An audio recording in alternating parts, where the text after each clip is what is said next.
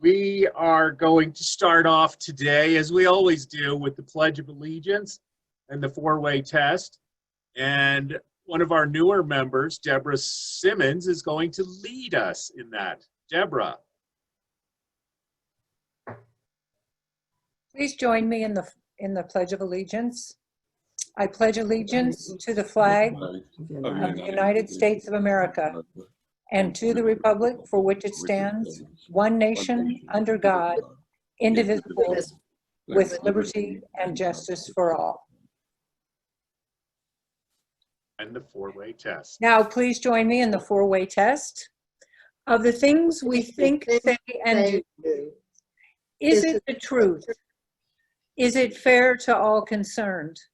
Will it build goodwill and better friendships? Will it be beneficial to all concerned? Thank you very much, Deborah. I want to do some gratitude to start our meeting today and let you know we raised $26,372 in total from the 6th annual Ted Manning Memorial Paul Harris Fellow Match. 50% of that came from past President Michael Weatherwax, and 50% came from the 18 members who, with the match, reached their first Paul Harris Fellowship or reached the next Paul Harris level. As I announced last Friday, we were at $28,020 for the year in our contributions to the RI Foundation, with the addition of the $6,615 from the members who donated their $63 meal credit to the Rotary International Every Rotarian Every Year annual fund. With the funds raised from the Ted Manning match, we flew past our club's annual fund goal for 2019-2020, which was $30,000.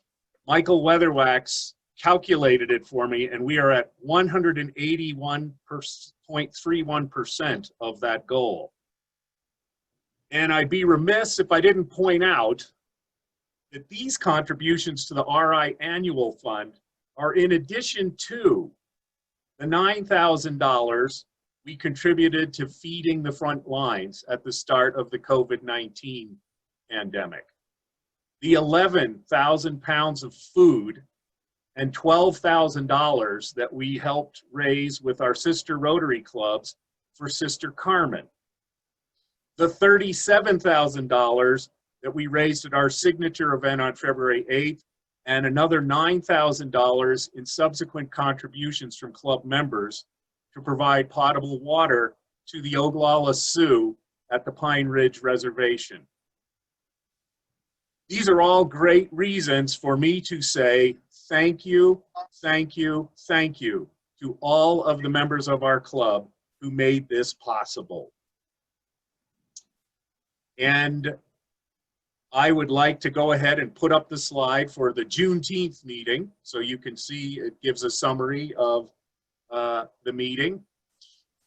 And shortly we will be hearing from today's speaker, following a little music, I understand, and that will last for 40 minutes, the presentation. Then we will have a red to blue transition for the great lady who just led us in the pledge and in the four-way test, our announcement video, a poll, and then we will have a little something for birthdays as well.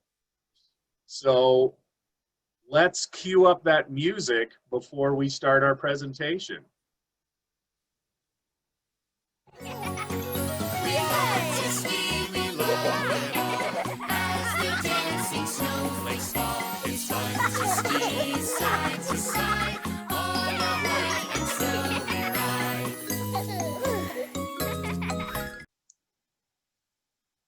That was awesome. Well, I hope it put everyone in a good mood.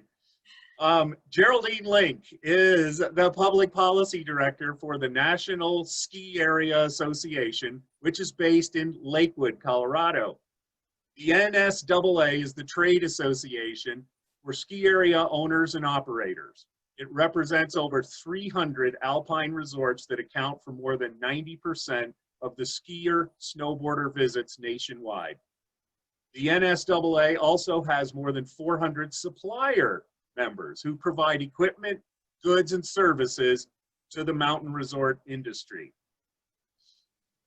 The climate change is the #1 threat to the snow sports industry.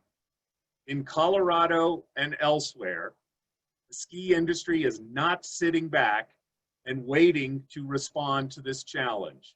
The NSAA is leading the industry's response to climate change, and Geraldine Link is here to tell us how.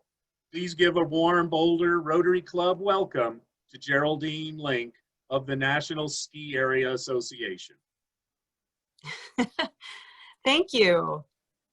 So thank you so much. It's my pleasure to be able to address you guys this morning and talk about the ski industry and also our efforts on climate change. And climate change is a huge issue for the ski industry. And it's a big part of my job in terms of focusing on policy and doing advocacy. So I just wanted to start out with a little bit of context before I jump into that first slide. NSAA, it's been around since the 50s, and NSAA used to be an East Coast based organization. And about 25 years ago, we moved from Washington, DC to Colorado. And it's wonderful because we're in the middle of the country, or a lot more in the middle than we were in Washington, DC. And those of us who work at NSAA, we have a staff of 12 people. We get to ski because we're located in Colorado. And I think it's always good to be close to the product that you're working on behalf of and the experience that you're working on behalf of. And so that's the background there. We're in Lakewood. I've been at NSAA for 23 years. And we started our climate change efforts, honestly, back in the year 2000, I spearheaded a program called Sustainable Slopes, and it was an effort to get the entire ski industry on the same page when it comes to the environment and what we're doing for environmental protection. And so we launched that program back in 2000, and I identified in there that climate change was a concern to the ski industry. And it was very cutting edge at the time. I wasn't sure that it would stay in there, that kind of language, but the ski industry embraced it and said, yes, that is a concern. And then in the year 2002, we adopted a formal climate policy, and it was the typical reduce, educate, advocate kind of policy. And honestly, we're still implementing that today. So I'm kind of proud of the fact that we did that work so long ago, and it has withstood the test of time. It's become even more relevant over time, in fact. So back in 2002, we were partnering with the Natural Resources Defense Council, NRDC, on climate change. We did a lot of outreach. And over the years, our partners have changed, our emphasis has changed. We've done a lot of stuff to try to keep it fresh. And that's a really big challenge when you're talking about a voluntary program for an industry. And so anyway, we've made a lot of changes over the years, but I will probably today focus more on where we are now. So I wanted to put climate change in context as well with respect to COVID. So to the ski industry, COVID is one of those threats that you don't see coming. But climate change, by contrast, is a threat that you absolutely see coming. You can see it, and we need to respond to it in a similar way, where you need global cooperation, you need quick action, you need to trust expertise and science. And so we are working very hard on climate change, and we have for many years, but I would say we've souped up our efforts over the past, say, 5 years a lot more dramatically, because this threat is out there, and it's a threat not just to our business, but to the lifestyles of people who live in the mountains, and also to the rural economies that are driven by those mountain resorts. So just 2 days ago, the ski industry announced that we were down in visits last season. No surprise there, with COVID abruptly closing resorts in March. We lost March and April, and that time period is about 20% of the industry's revenue generally. So we lost that. It was so far a $2 billion loss from COVID for ski areas. And then just 2 days ago, we also announced that our projections are that we'll lose over $2 billion next season, as we have to really reduce our capacity and change our operations fundamentally because of COVID. And so lots of changes, lots of investments being made to gear up and be ready for next season. So the total loss there is $5 billion. And so Representative Joe Neguse just yesterday morning introduced a bill in Congress and the House that will give ski areas some relief from COVID. And what it does is waives our the fees that we pay on public land to operate public land for 1 year. And there were lots of other great provisions in that bill too. So I just want to thank Representative Neguse for stepping up for the ski industry and the entire outdoor industry on helping respond to COVID. So COVID is our threat right now. So is climate change, and climate change isn't going to go away unless we take dramatic action. So that's something that we are working on. So I'm going to jump into my slides now and just tell you a little bit about what we do on climate change. And the ski industry views climate change as something that you not only need to take action in your operations, so that means reduce your own carbon footprint, but you also need to do advocacy for broad scale solutions, whether it's Congress, state level, legislation, regulations. So we do both. We do action and advocacy. And we think it's important to do both, because if your ship isn't in order, it's hard for you to go to Washington and ask that all kinds of businesses make sacrifices or make changes to solve climate change. So you've got to take your own action first, do what you can, and then your advocacy is more credible and more effective. So we started a program called the Climate Challenge back in 2011. And that program is for resorts that want to step up. And you see the green blocks across the bottom. That's what they have to do. They have to inventory their greenhouse gas emissions, set a target for reduction. That's usually something like 20% by the year 2025 or something like that. It's a percentage over time. They have to take an action every year to reduce their carbon footprint. So they can't, for example, just buy renewable energy credits. They have to actually do an action in their operations that's reducing their carbon footprint. And then advocacy is something they have to do. So we have requirements that are laid out for them in terms of what they need to do on advocacy, and they're very specific. But they can be advocates at the federal level, at the state level. They can write an op-ed piece and publish it in the local newspaper. And it's all about taking action on climate and encouraging Congress and policymakers to implement solutions. And the final thing they need to do is report on it. So the Climate Challenge is a reporting platform as well. So we have about 48 resorts that are part of this program. And we recognize that there are other programs out there. The Climate Challenge is not the only program. There's global reporting initiatives, Stokes Certified, Certified B Corp. There's all kinds of great programs out there. And so some resorts do those other programs because they've done it historically or they like them better. And I'm fine with that. As long as you're doing something, it doesn't matter what program you're in. So that's our Climate Challenge in a nutshell. And I just provided some examples there of what resorts are doing to reduce their carbon footprint, lighting, renewables, snowmaking, grooming efficiency. There's all kinds of opportunities at a ski area to do that. And then every year we put out an annual report That's available to the public on our website. Our website is nsaa.org.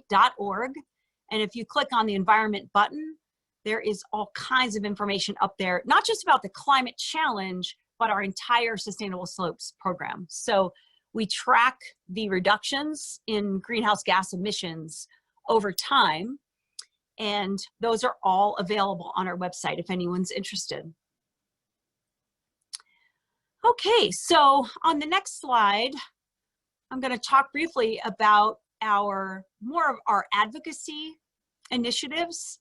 And one of the things that I wanted to highlight just in general here is that NSAA has worked very closely with the Citizens Climate Lobby, or CCL, over the years. We started with CCL back in 2015. They are a great organization, and they focus on a price on carbon, putting a price on carbon. And more specifically, they have an initiative for carbon fee and dividend. And some people will call this kind of thing carbon tax, carbon fee and dividend. Whatever you call it, it's putting a price on carbon, and that's something that NSAA supports in earnest. And so we are endorsers of the Energy Innovation and Carbon Dividend Act, HR 763, in Congress.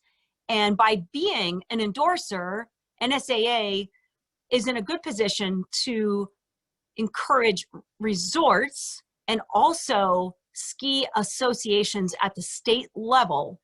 And there's skiing in 37 states, by the way. So there are very strong state ski associations like Colorado Ski Country USA here in Colorado. There's a Ski Utah, Ski Vermont, Ski New Hampshire. You get the picture. And so we are trying to provide leadership for the rest of the ski industry to step up and support this price on carbon. And I think that's really important. So the outdoor industry in total, which is an $887 billion industry, we all decided 2 years ago to get together and work together on climate change. And this is something that hasn't happened before. We all had our own programs, but we weren't coordinated. And so we formed the Outdoor Business Climate Partnership, or OBCP. That would be the Outdoor Industry Association based in Boulder, Snow Sports Industries Association based in Park City, and also the National Ski Areas Association. So last year, together, we started lobbying, and we participated in a big climate fly-in. We could actually go to Washington at that time, and we met with members of Congress, and together we presented the case for why bipartisan action on climate change on a broad scale level was essential to solving this problem. And so we did that, and then in the fall, Representative Scott Tipton, who's a Republican from Colorado, and Representative Annie Custer, who's a Democrat from New Hampshire, they head up the Congressional Ski and Snowboard Caucus, and we had a climate roundtable with them. We've never had that before. This was groundbreaking. It was great to see both sides of the aisle ready and willing to engage the ski industry and the entire outdoor industry on climate change. So we have been making these efforts in Washington, and just this past May, we did the same kind of fly-in concept on a price on carbon with SERIES, and LEAD stands for Leadership in, it's Lawmaker Education and Advocacy Day. So we did that again this past May of 2020, and this time there were 300 plus businesses all together lobbying Congress on a price on carbon. It was a virtual meeting. We did it all day long, and we covered 88 different congressional offices, and it was a fantastic opportunity. So I just want to sum up kind of how we approach all of this, and that is that we have to help depolarize Congress when it comes to climate change. You know, this should not be so much a political issue, it's a human issue, and it's a threat not just to the ski industry, but to all businesses and to our national economy. And so when we approach this topic, we are speaking from a business voice on climate change. We use respect in our meetings. We try to build bridges, not burn them. And these are all things we learned from Citizens Climate Lobby. And we are very much in sync with them on the approach that is going to be the most successful in Congress. And so by doing these meetings, like the climate change roundtable we did in Congress last fall, we see it as baby steps, but just getting Republicans and Democrats together to talk about climate change, it's a big deal because that was not happening 5 years ago. So we're trying to be a part of that process, and just wanted to highlight too that there was a new Senate Bipartisan Climate Caucus launched last year. Senator Bronze, a Republican, Senator Coons, a Democrat, got together and formed that, and we helped enlist senators to join that caucus. So this is how we work in this arena. And then on my next slide, you know, we can't have a ski chat without a trail map. And so I made this trail map just to show where we're going on climate change and to help our members, because the information is overwhelming on what needs to be done on climate change and then, you know, how to get there. So we thought a trail map made sense here. We use a trail map at a ski area when you say, where am I now? Where do I want to go? And how do I get there? And so I've just highlighted here our action in the orange and yellow, and then our advocacy in the greens and blues colors. And it just gives you a snapshot of how we present this issue to our resort members on how we're going to solve climate change. So again, there's action to be taken within your operation, and the advocacy is outward facing, and it can be state, it can be federal, and even under federal or state, it can be market-based, like a price on carbon or cap and trade. It can be regulatory, a clean energy standard. And then it can also be incentives for funding, for research on climate. And then we also have an opportunity, because there are 10 million skiers and snowboarders out there, to amplify the voice by engaging with our guests. So skiers, snowboarders, and you know, we're year-round resorts now. So mountain bikers, anyone who visits a resort in the summer, and joining forces is something that we really value. So I've just put up there some examples of Series Biceps, Citizens Climate Lobby, the We Are Still In movement, which is focused on still meeting the goals of the Paris Climate Agreement. So anyway, that's a big summary of where we're going. And then on my next slide, I just wanted to give you a preview of a new badge program that you'll be seeing at ski areas. We just launched it about a month and a half ago. And this is just 2 badges that resorts can earn, but climate change was so important that we actually made it 2 badges instead of 1. And again, you've got climate action and you've got climate advocacy. So resorts have to meet a series of criteria in order to earn these badges. And then they can display these badges on their website, on their trail map. And there's actually there's 10 different badges. And the 2 black ones, we made it a double black diamond in the middle visually, because this is probably one of the hardest things to do. So the other topics that the ski industry is focused on right there, all those different colors, you know, from energy to water, waste management. So we're covering all these topics, and in some way, a lot of them relate to climate change. But this is how the double black diamond fits in with this new program. So you, if you're skiers and snowboarders out there, you will be seeing these badges as the resorts earn them. And it's hard to earn them. We set the bar high. So there's not a lot of them out there, but this is our way of encouraging resorts to take action in a very public-facing way, share what you're doing with the public and, you know, with your guests. So, the next slide, and this is my final slide. I wanted to definitely save time for folks to ask questions and, you know, have a dialogue. So I think one of the things I wanted to focus on more is just this price on carbon. And we had a lot of ski areas that would ask the question, well, if we put a price on carbon, aren't my costs going to increase, my expenses? My energy is going to be more expensive. And one of the things that NSAA has dialogued on with our resorts is your costs are already increasing because of climate change. So if we have lower snowfall and resorts have to invest in water facilities, more water resources, buying water rights, if you have to make more snow, that uses energy. We have shifted over to a 4-season model, and so we're investing a lot in 4-season activities because it's a good insurance policy for resorts who really, you know, you want to be operating as the most that you can out of the year.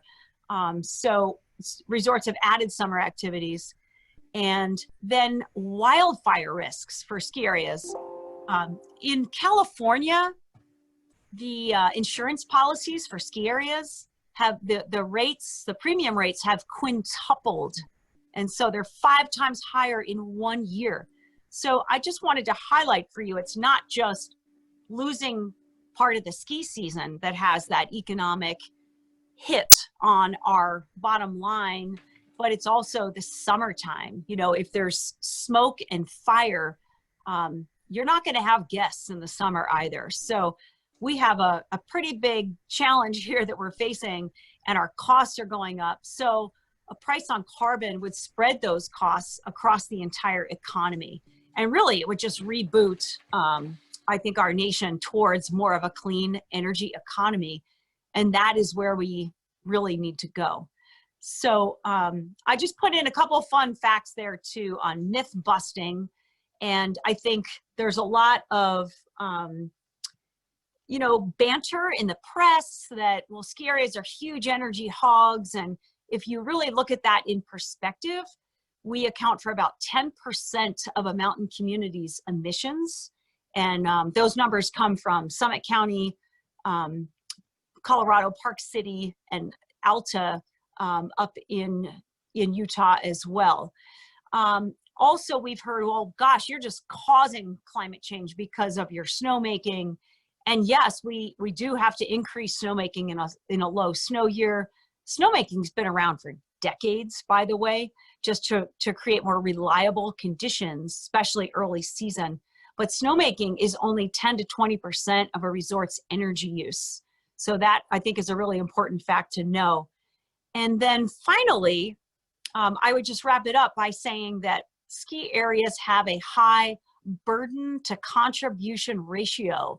And in a nutshell, what that means is that we contribute to climate a lot less than we're impacted by it. So we do see ourselves as the canary in the coal mine. We are very much affected by climate change. We don't cause climate as much as we're affected by it. And so we feel that we need to raise our voice, and that's what we are doing as an industry. So I know I just covered a lot of ground, and I want to try to engage and have some Q&As. So thanks to all of you for putting up your questions there. And I think we have a facilitator to help me out with the chat questions as well.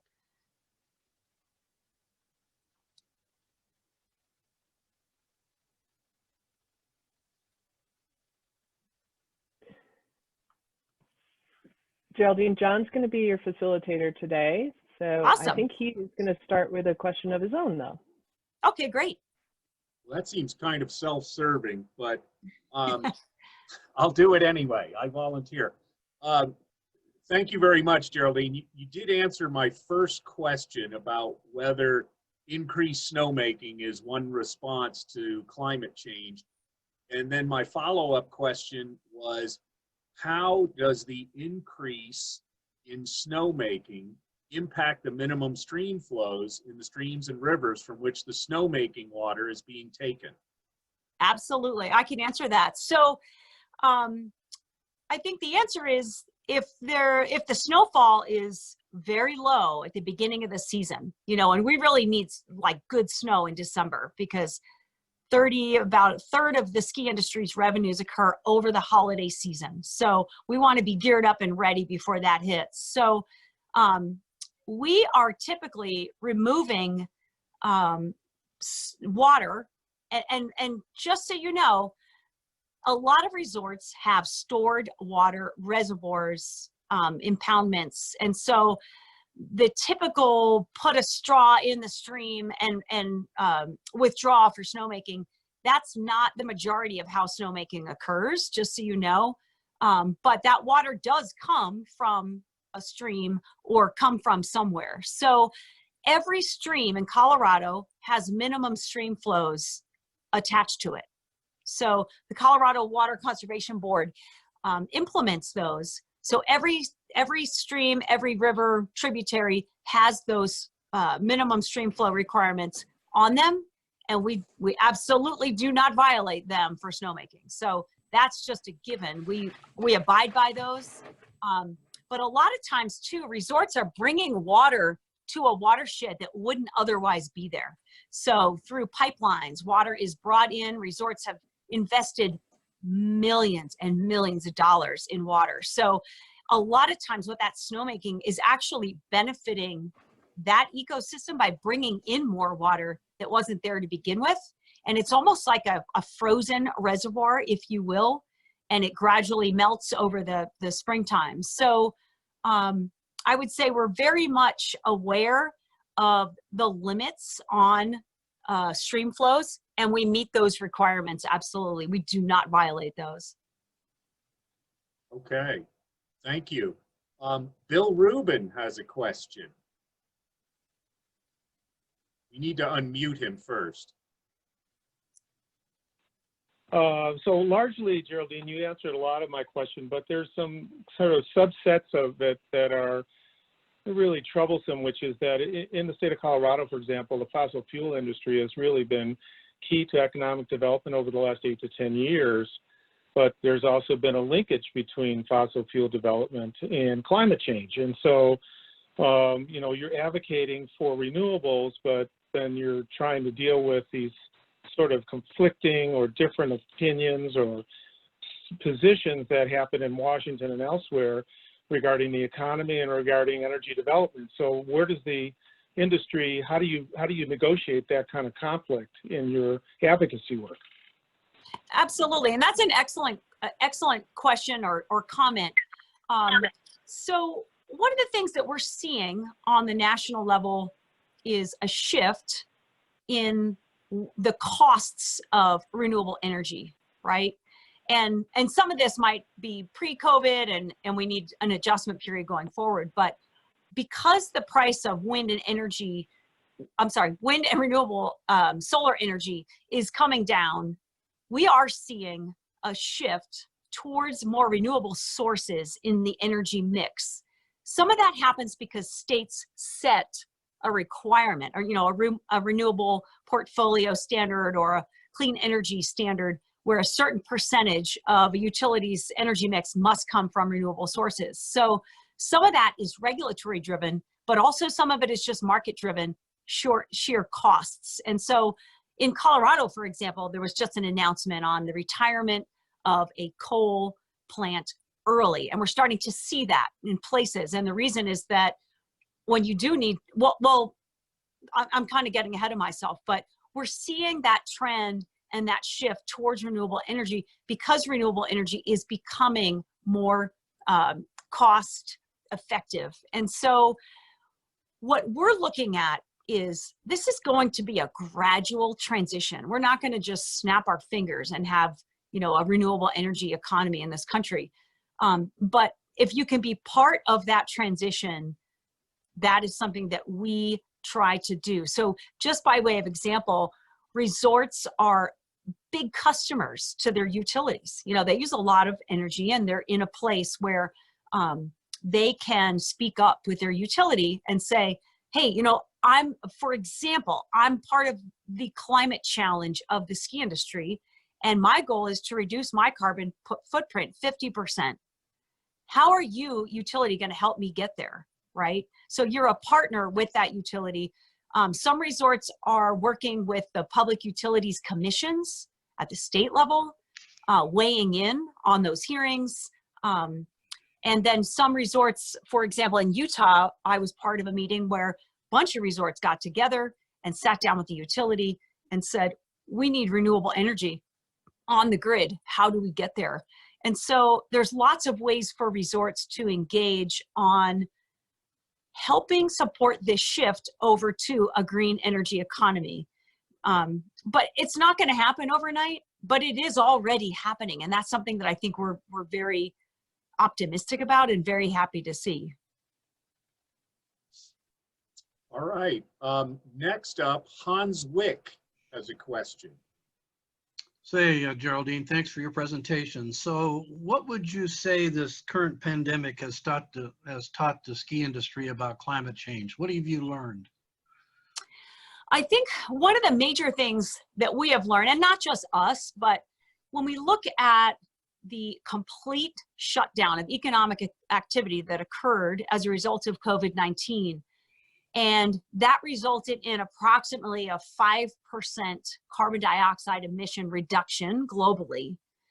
And if we need a 7.6% reduction in order to meet the Paris Climate Agreement goal, which is keeping warming within 1.5 degrees Celsius over the end of the century, how are we going to do that, right? As a world, I look at that and I say, if it took that to get to 5%, how the hell are we ever going to get to 7.6%?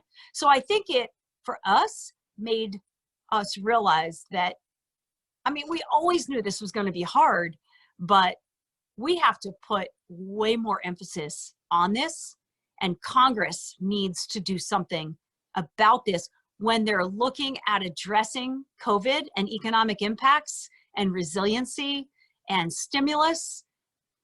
Renewable energy has to be part of that mix. So we're actively lobbying on that right now with Congress to make sure that we don't set ourselves back another 10 years with Congress passing, you know, whether it's the HEROES Act or CARES Act, whatever stimulus and resiliency funding is going out there into our economy, renewable energy has to be part of that picture.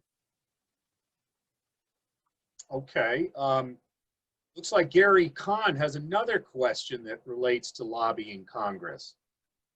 Yes, Gary? Geraldine, as you lobby Congress on climate change, are you really hopeful for some kind of bipartisan movement in Washington? And if so, where and when do you anticipate that happening? And maybe even address how we as individuals out here can do something that might support that. Yeah, and I do foresee bipartisan action. And honestly, that's the only way to do this, you know? So we have a highly polarized Congress right now, but in the last 5 years, I have seen an amazing shift in Republican representatives and senators' willingness to talk about climate change. And I can tell you that there have been times, and this was many years ago, probably 7 or 8 years ago, where I would dedicate a day where I would just meet with Republicans who were already allies of the ski industry on issues of public lands, water rights protection, the things that we, I think, have strong allies in the West on.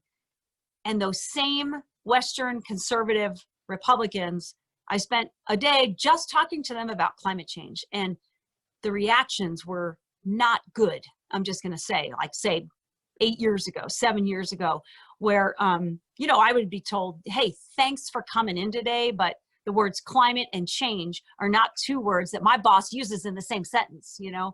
And at one point I dropped off a Citizens Climate Lobby explanation of what a carbon fee and dividend does, how it's revenue neutral, how it has border adjustment provisions already in there. And one staffer told me, thanks for dropping that off. It'll probably be used to stoke the fireplace at home, you know? So, but you know, we've come a long way since then. A huge, huge difference now.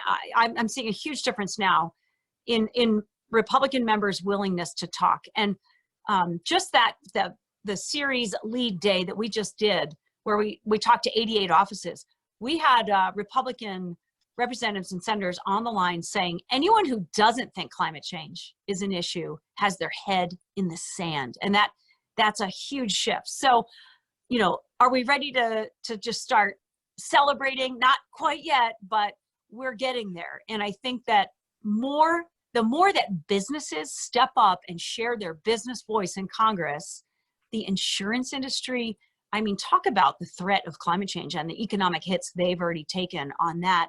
But there's all kinds of industries affected by climate change. So as we raise that business voice and we engage Republicans on climate, we've always engaged Democrats, but that's like preaching to the choir. So when you engage Republicans and you give them the support they need to be more bold, and that's by using that business voice for the ski industry, we have learned that you can really make some progress. So I do see action coming in the future.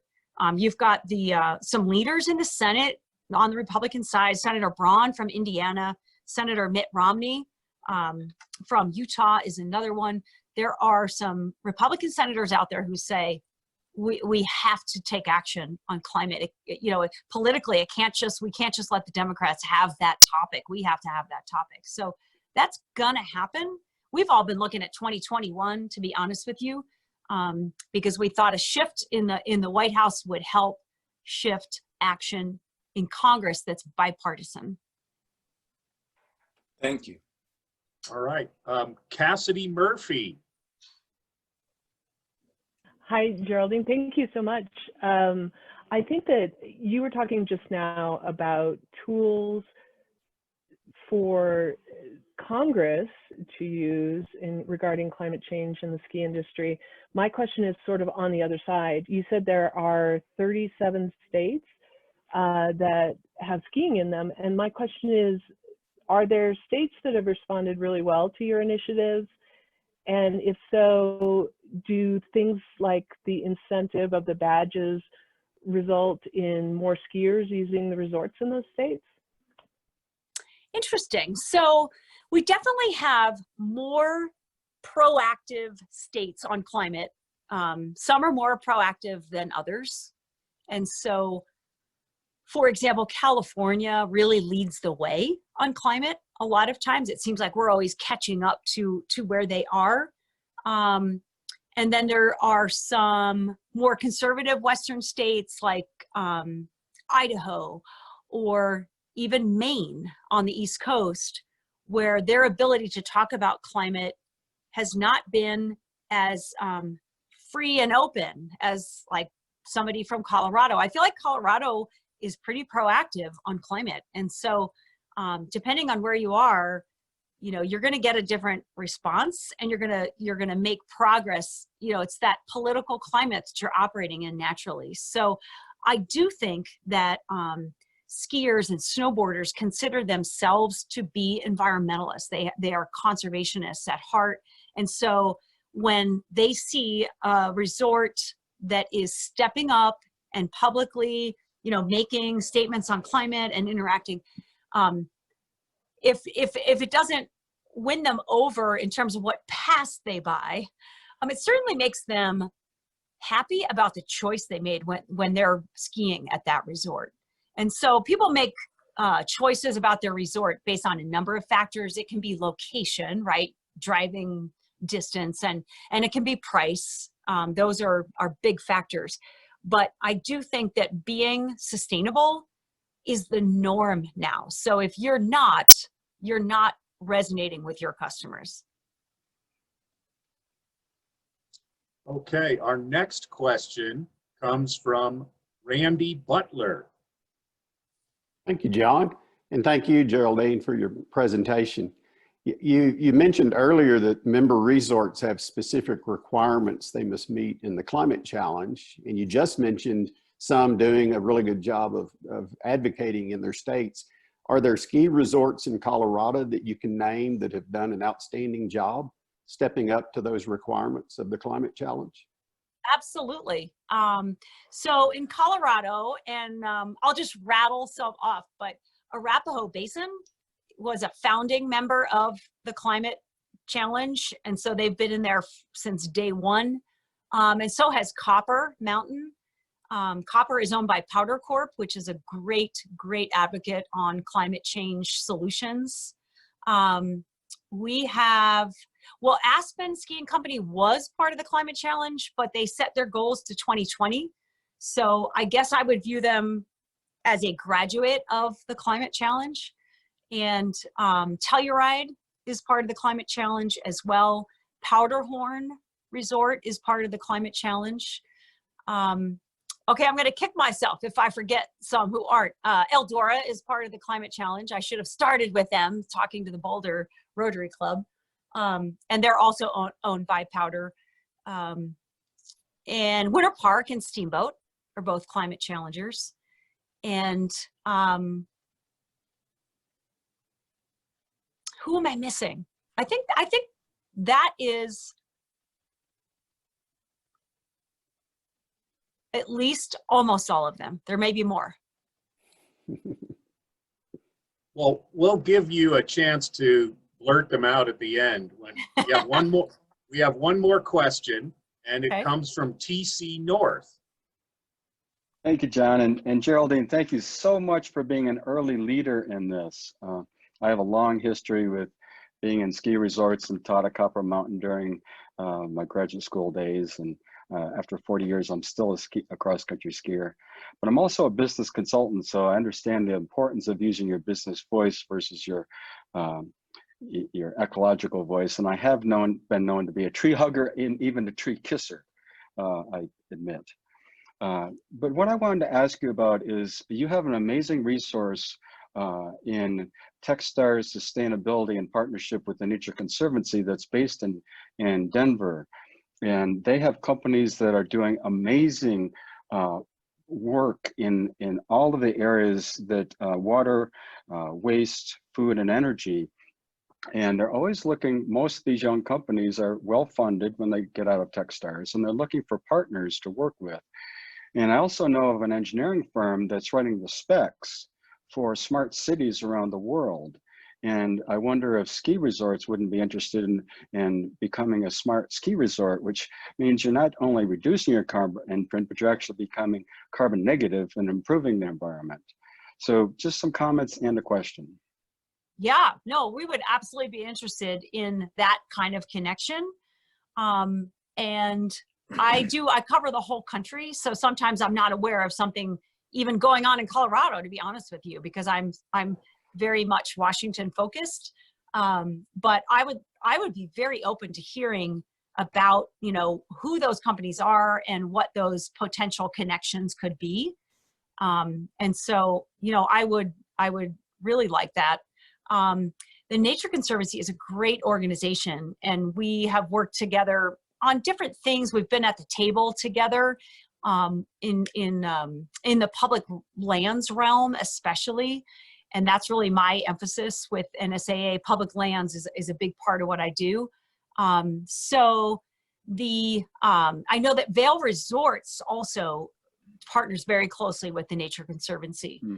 And so they're definitely a great partner and a model for working together for sustainability, you know, working with industry. And so I'd be very open to finding out more about those, you know, tech smart companies and getting connections. I'll reach out to you.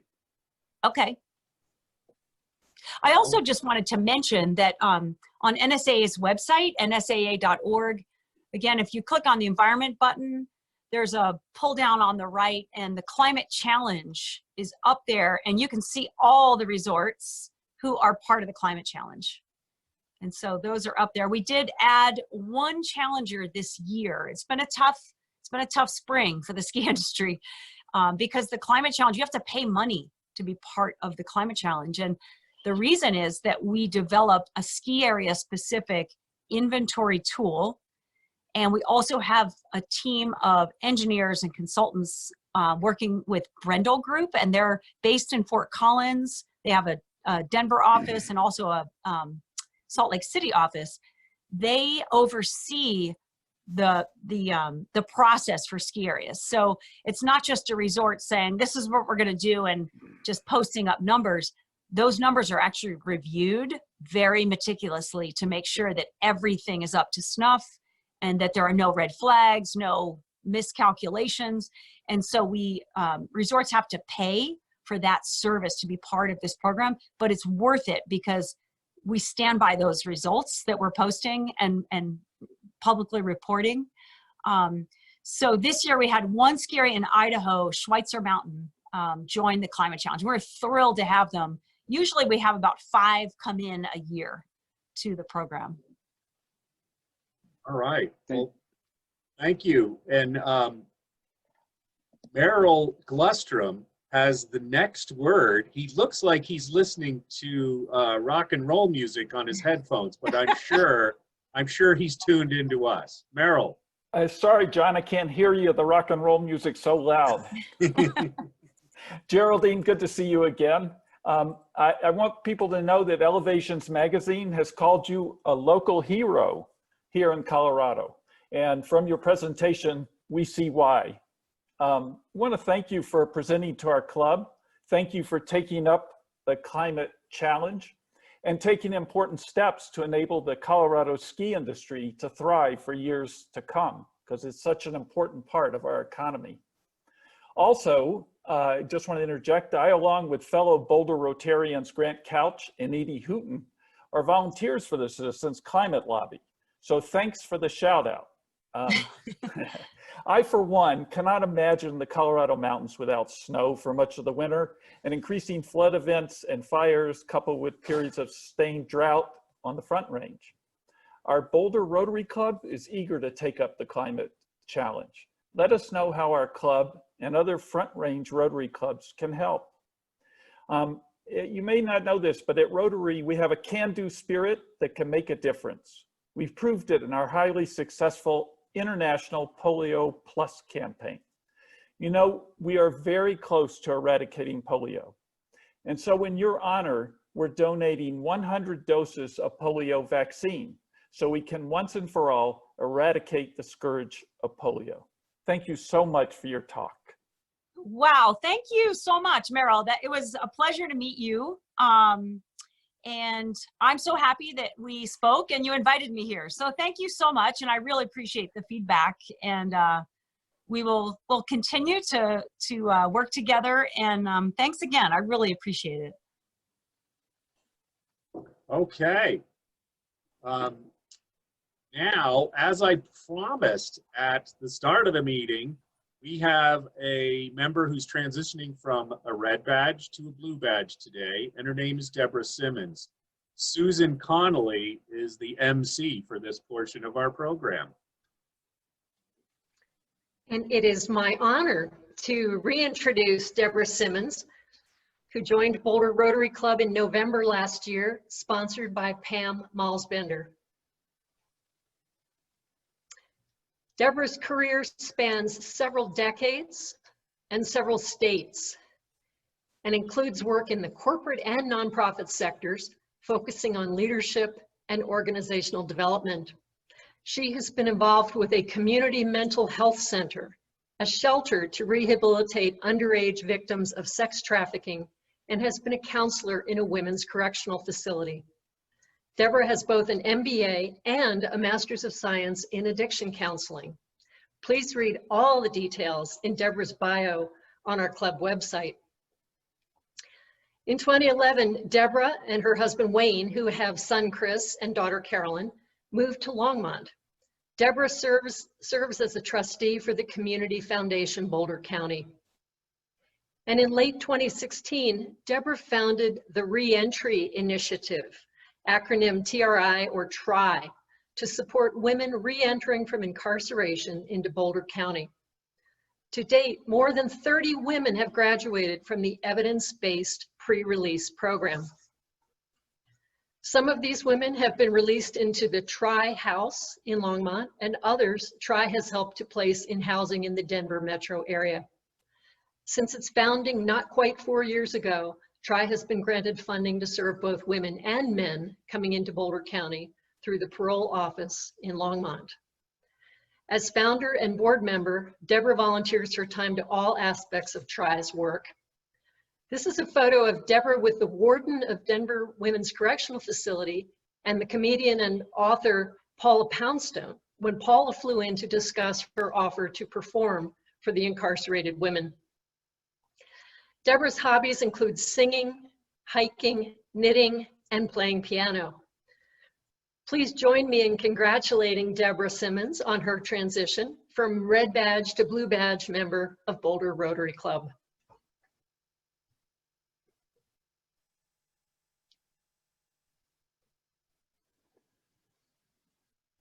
Thank you, Susan, and congratulations, Deborah, for running the gauntlet of red badgetry, or badgerness, or whatever we call it. So now we're going to switch to our video announcement brought to us each week by Geraldine and Sally Brown.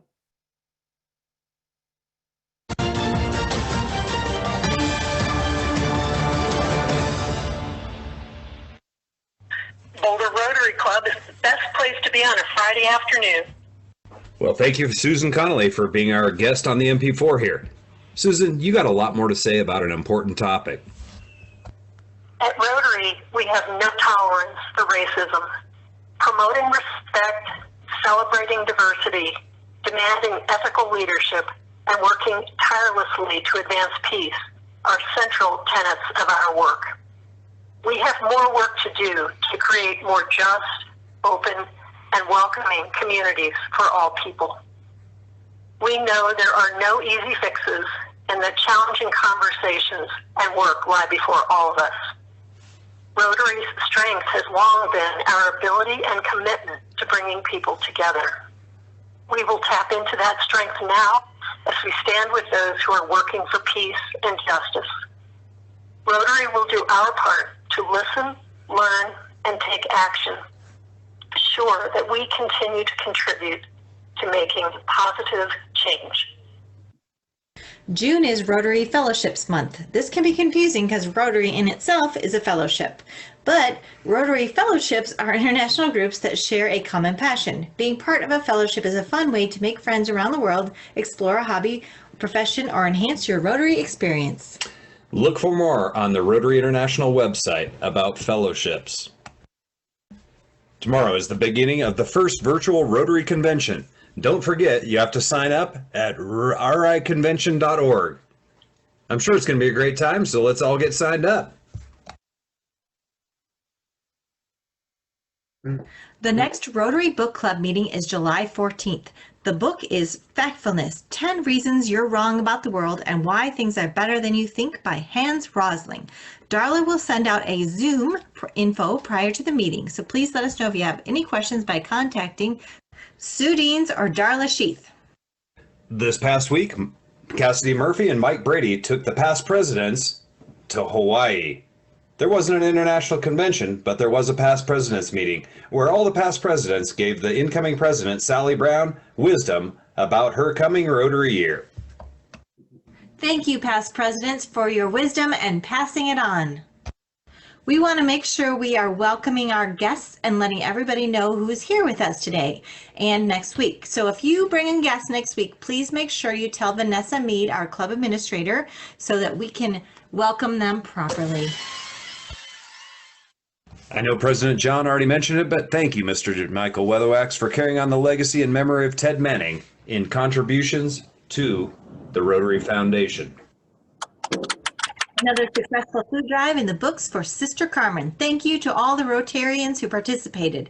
It was 871 pounds of food and $2,220 in personal checks. Good job. If you missed trivia last night, you missed out. Thank you so much, Mike Brady and Cassidy Murphy. You did a fantastic job. So fun. There'll be more coming. And our final program of the year is June 26th, and it's our very own Michael Doherty, speaking to us about the path forward for the criminal justice system. Don't miss it. And sometimes you're driving down Cherryvale Road and all of a sudden there's a cattle drive. Welcome to Boulder. Say it with me now. Have a great weekend.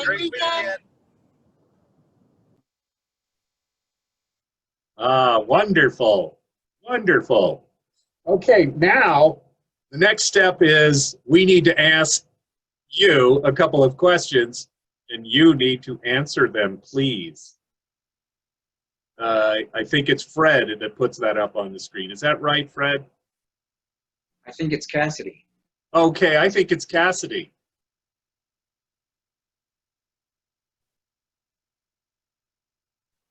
It's coming. Hold on. Okay.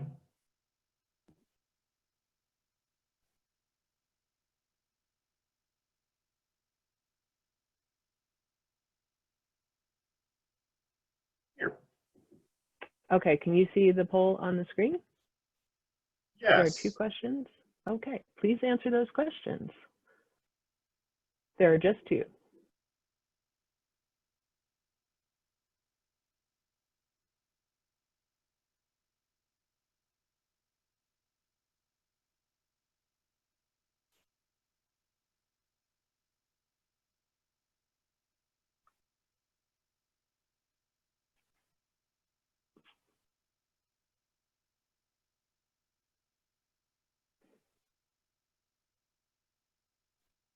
So, how's your day going? Still answering questions. Oh, the second question only lets us do one answer.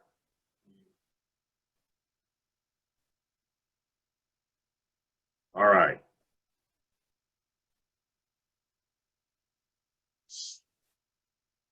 Oh, technical glitches. We hate you.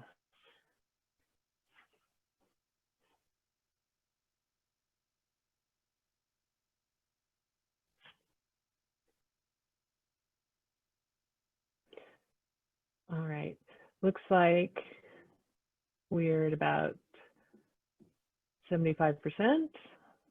So just a couple more seconds and then we'll get out of your way. Thank you very much.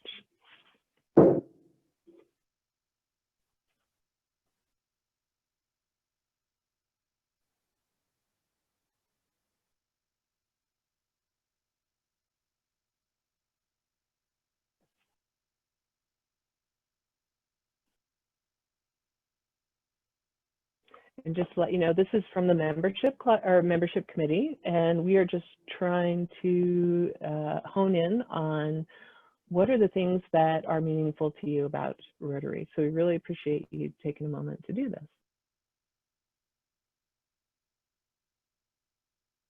And I think we're probably getting close to being done, John. Okay. Are you going to publish the results, or is this just for membership committee digestion? I'd be happy to publish the results, absolutely. And I'm going to give like 5 seconds and we're going to close it out. Okay. Thank you, everybody.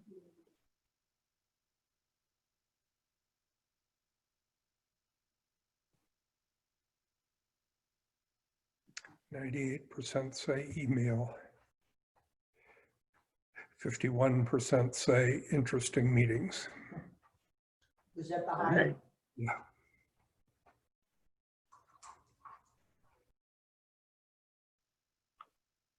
Great.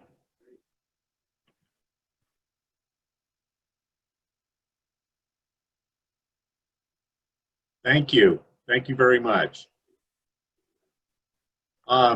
So let's see that birthday slide. And George Russell, I understand you and maybe someone else has something to say, but this is your big chance.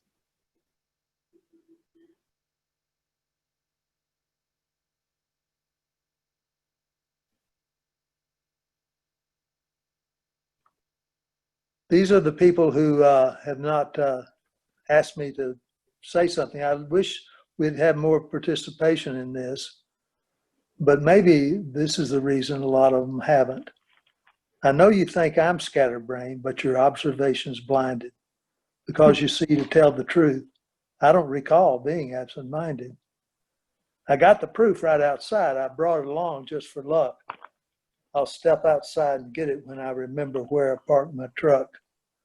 But that won't take very long. Concentration is my pride, and I've already called the locksmith since I locked the keys inside. I do need some money for the locksmith. I used my last quarter on the phone. I'll pay you back tomorrow since I left my billfold at home. Why are you looking at me so strange with your face so full of doubt? I must have lost my train of thought. What were we talking about? Oh yeah, you think I'm scatterbrained. Well, your observation's blinded. This seems like deja vu to me, but at least I'm not absent-minded. Happy birthday, everybody. Thank you very much, George. All right, we've come to the saddest time of every meeting. We have to get on with our Friday afternoon. And so therefore, I am going to formally adjourn this meeting. And if you want to hang out for a little while and talk after adjournment, that is fine. But it's time to go start having that great weekend. Meeting adjourned.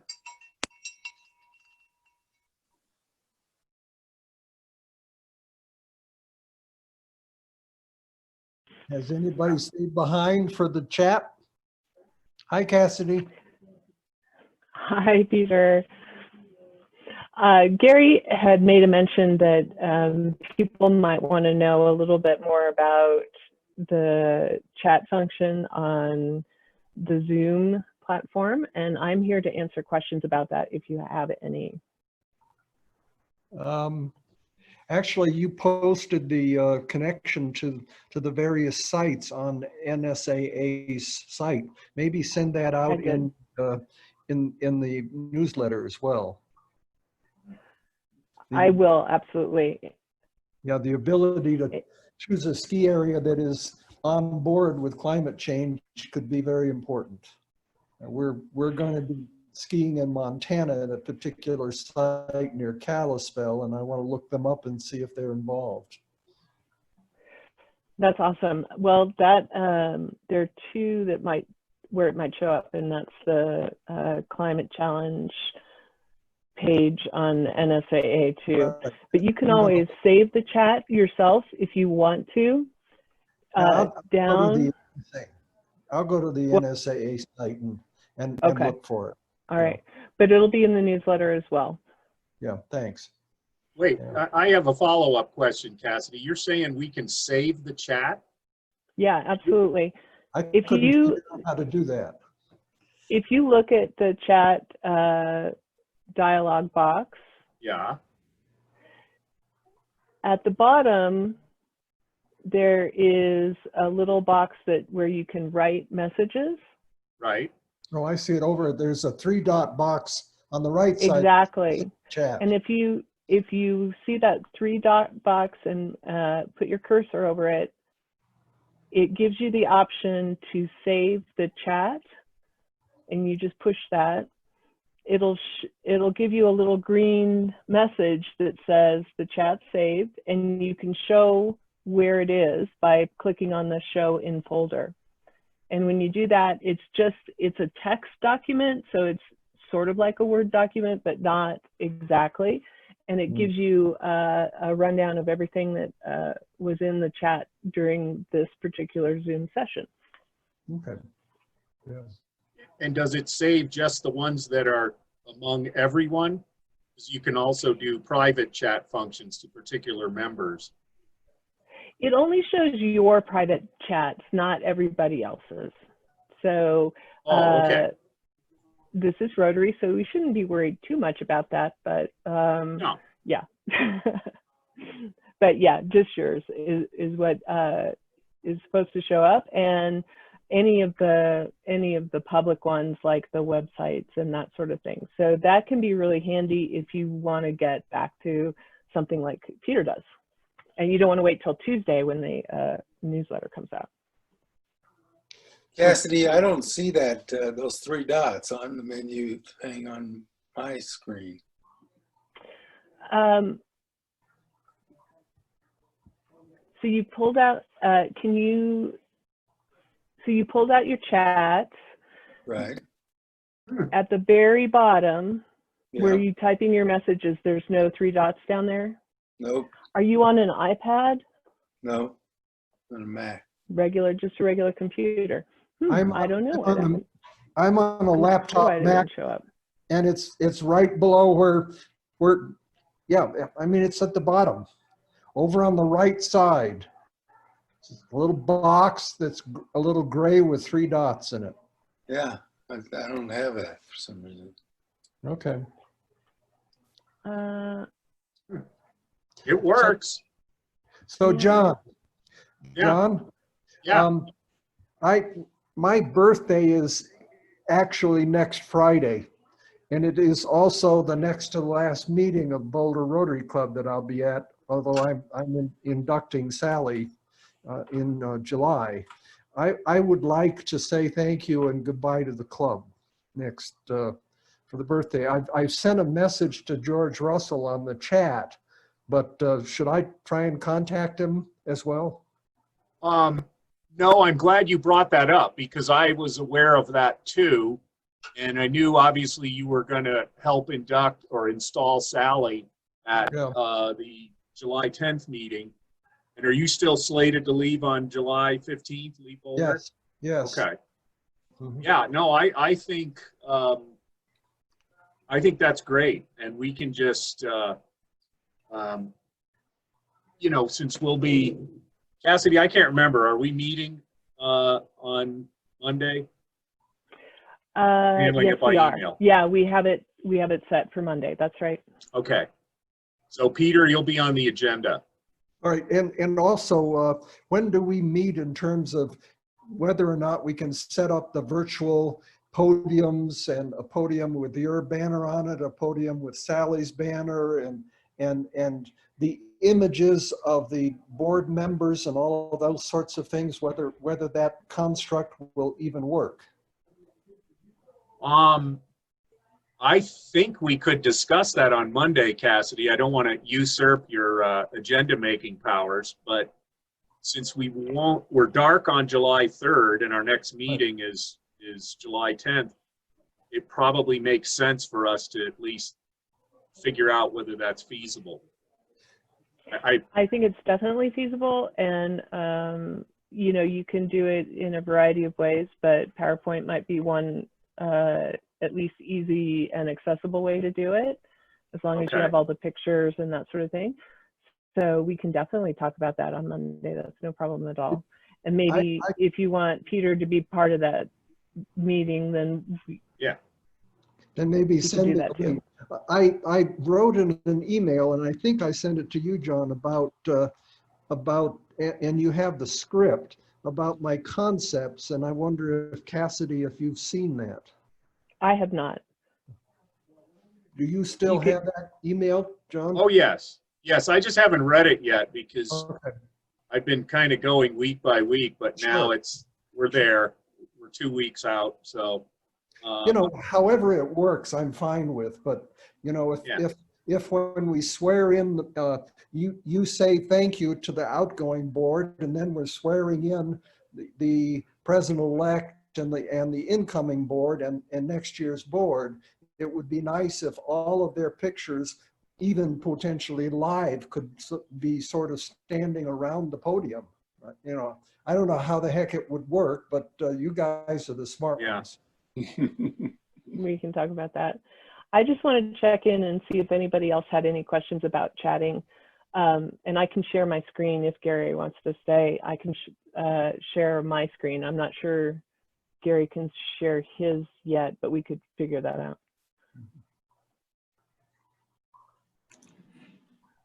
No more chat questions. Do you guys can continue to talk. I'm going to share my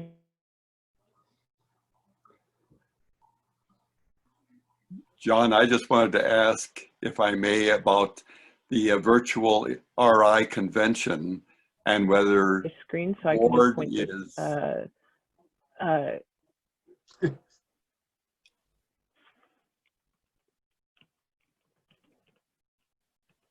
My God, what is this?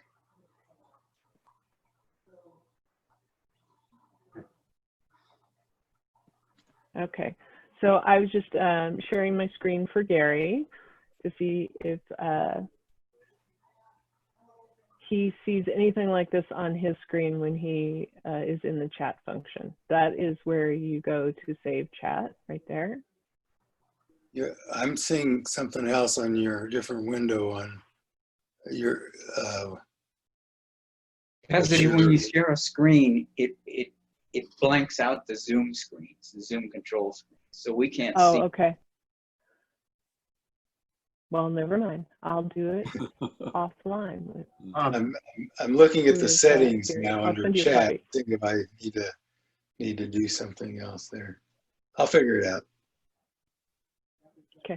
Bob Stunkel, I think I know what your question was about, but yeah, the virtual RI convention starts tomorrow. Yes, yes. And I believe you can kind of register anytime you want. Correct.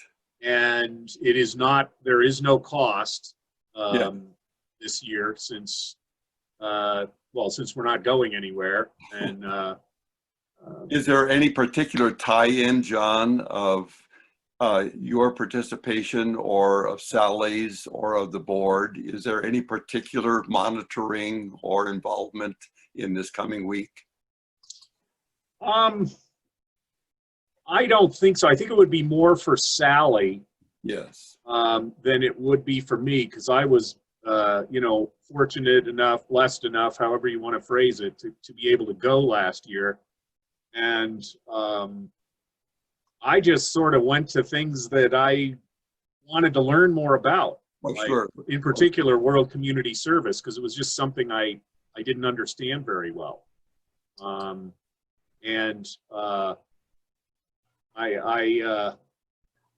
not sure about Sally because I haven't talked to her about it.